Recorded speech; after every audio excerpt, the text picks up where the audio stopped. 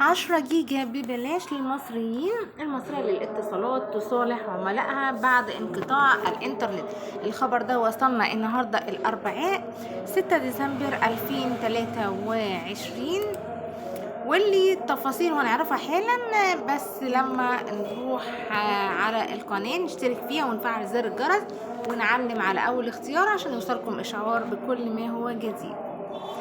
تفاصيل خبر بتقول: كشفت الشركة المصرية للاتصالات عن انتظام خدمة الإنترنت بالكامل على مستوى الجمهورية بعد العطل اللي ضرب أحد أجهزة الشبكة الرئيسية أمس. أكدت الشركة المصرية للاتصالات إنه لا صحة لما تم تداوله على بعض مواقع التواصل الاجتماعي حول وجود قطع بأحد الكابلات البحرية.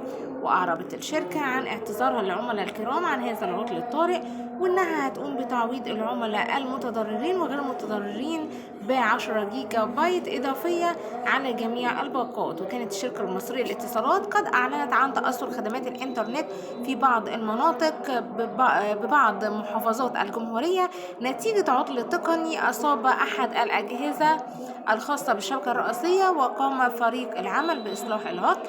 من جانبه كشف المهندس محمد أبو طالب نائب رئيس التنفيذي للشركة المصرية للاتصالات أسباب انقطاع الإنترنت في بعض المناطق، وقال إنه حدث عطل فني تقني أصاب أحد الأجهزة المسؤولة عن تشغيل الشبكة، مشيرا إلى أنه تم تدارك العطل وإصلاحه.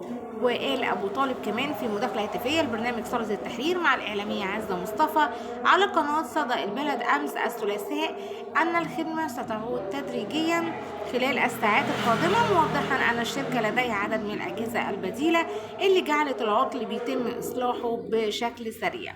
وتابع أنه لا يوجد مكان محدد حدث فيه انقطاع الإنترنت، ولكن الانقطاع حدث في عدة أماكن في الجمهورية نظرا لأنه يتم توزيع المناطق ولا يتم وضع المحافظات على أجهزة واحدة.